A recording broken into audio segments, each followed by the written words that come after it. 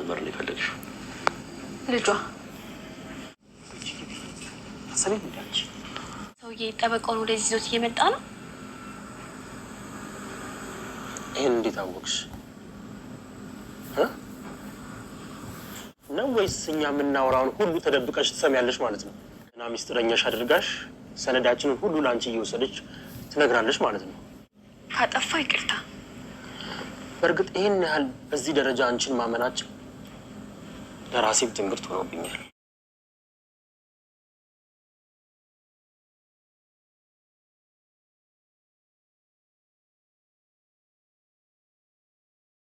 የግናው መድብል በመጨረሻም እንግዲህ የሚገርም ታሪክ ሰርቷል። ጠበቃውን እንግዲህ የገባ ገብቶ በሚገርም ሁኔታ በመጨረሻ እንግዲህ እጁ አስገብቶታል።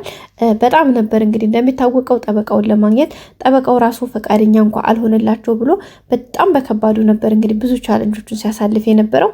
በመጨረሻ ግን እግዚአብሔር ይመስገን ሁሉም ነገር ተሳክቶለት እንግዲህ በሚደንቅ ሁኔታ ጠበቃው በእጃቸው ገብቷል ማለት ነው። የሚገርመው እንግዲህ እሱ እንኳን አልችል ሲል ሞገስ ሂዶ አምጥቶታል ማለት ነው በሚገርም ሁኔታ። ምክንያቱም መድብል እንግዲህ ወደዛው እየሄደ በነበረበት ሰዓት ላይ አልቻለም ነበረ፣ ወይም ደግሞ ይሄን ነገር ሲሄድ ወደ ሰፈር እየሄደ እያለ እንግዲህ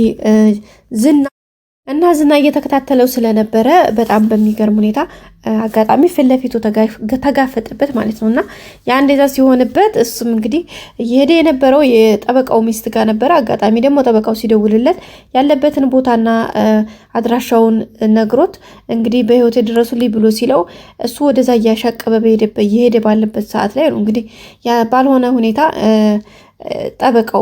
ወደ ጠበቃው ጋር ለመሄድ ከዛ ሲቀጥል ደግሞ የጠበቃው ሚስት አንዳንድ ነገሮች ለማገዝ እየሄደ ነበረ። መድብል እንግዲህ እየሄደ ባለበት ሰዓት ላይ በጣም ነው የደነገጠው። ፊት ለፊቱ ዝና ነበረ፣ ግን እንደማንም ተፋልሞ ትቶት ሄደ ማለት ነው። ምክንያቱም እሱ ጋር እንደ ሀያኔ እዚህ ጋር ሰደባደብ አንደኛ የዛ ልጅ ህይወት ማለፍ የለበትም፣ ሁለተኛ ደግሞ እኔ ወደ ስራዬ ነው ማተኮር ያለብኝ ብሎ እሱን ወደ ጎን በመተው ቀጥታ እንግዲህ ወደሚመለከተው ቦታ ነው የሄደው።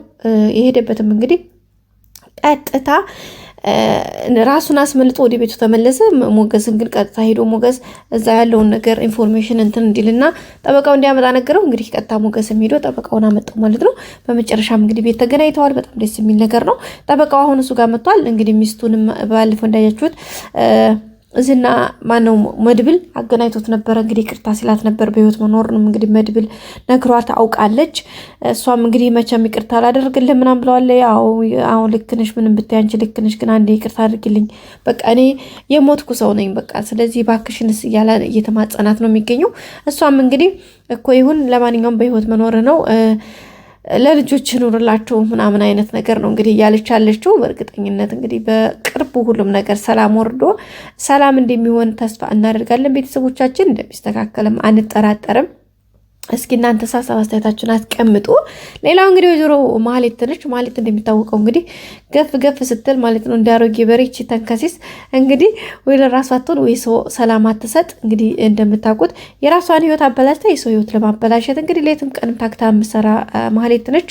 እንግዲህ እንደሚታወቀው ባለፈው ከመጀመሪያ ጀምሮ የራሷን ህይወት የተደላደለ ብሩክን የመሰለ ባል እንግዲህ ይሄን የመሰለ ቤተሰብ አፈራርሳ የእነሱንም ህይወት አበላሽታ የራሷንም ህይወት ጭምር አተረማምሳ ከዚህ ቤት የወጣችው በመጨረሻም ደግሞ አሁን የያዙትን ህይወታቸውን እንኳን እንዳይኖሩ በተለይ ብሩክንና ቅድስትን እነሱ ማን ስለሆኑ ነው የኔ ህይወት ተበላሽቶ እነሱ የሚኖሩት በማለት እንግዲህ በቅናትና በርኩሳዊ መንፈስ ተነሳስታ እንግዲህ የምትችለውን እያደረገች ነው የምትገኘው።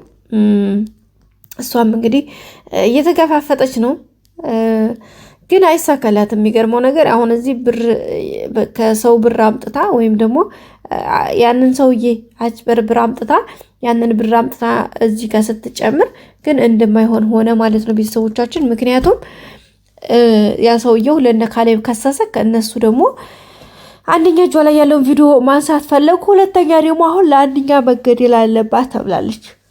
ግን እሷ ደግሞ አሁን እችን ህይወቷን ለማርዘም እንትና ያለችበትን ሉላ ያለችበትን ቦታና ሁኔታ ስለማቅ በቃ በእጅ አስገባልሃለሁ፣ ስለዚህ ባከክ ትንሽ ታገሰኝ እያለችው ነው የምትገኘው። እሱ ደግሞ እቺን የህይወት ማርዘም ፈልገሽ ነው እንጂ በጭራሽ እንደማታደርጊው አውቃለሁ እያላት ነው ዝና ራሱ። ምክንያቱም ባህሪዋን እናንተናን ስለሚያውቃት እንደዛ እያላት ነው የሚገኘው። እሷም እንግዲህ የምትችለውን ያክል ለማድረግ እየሞከረች ነው። ቤተሰቦቻችን እስቲ እንግዲህ ቀጣዩ ምን ሊሆን ይችላል? ማህሌትንም እንግዲህ ገላለሁኝ እያለ ነው እንትና። አይ እሷም ደግሞ እንግዲህ አይ መሞት አልፈልግም፣ ሉላን በእጅ አንጥቻ አስገባልሃለሁኝ፣ ስለዚህ እባክህ ትንሽ ታገሰኝ እያለች ነው። ዝናም ደግሞ አንቺ በቃ መቼም ቁም ነገር አትሰሪም፣ በጭራሽ እሸኝሻለሁ፣ ምክንያቱም ትዕዛዜን መፈጸም አለብኝ፣ እኔ የታዘዝኩት ከላይ ነው እያላት ነው የሚገኘው። የማንኛቸው ልክ ይሆን? በምንስ ሁኔታ ማህሌት ሆነ ታመልጥ ይሆን ወይስ ይገላት ይሆን? እንግዲህ እሷን እገልሻለሁኝ 1 2 እያለ ነው ሰውየው የደወለው፣ ወይም ደግሞ ካሌብ አለቃው ደውሏል። ስለዚህ ገደልካቱ ሌላይ ነው እያለ ነበረ። እንግዲህ አይገላትም በእርግጠኛ፣ ምክንያቱም ለሱ ራሱ ጥቅም ስለሚፈልጋት። ስለዚህ በቀጣይ አዲስ ቪዲዮ እስከምንገናኝ ሰብስክራይብ፣ ላይክ፣ ሼር አድርጉ። መልካም ጊዜ። ባይ ባይ።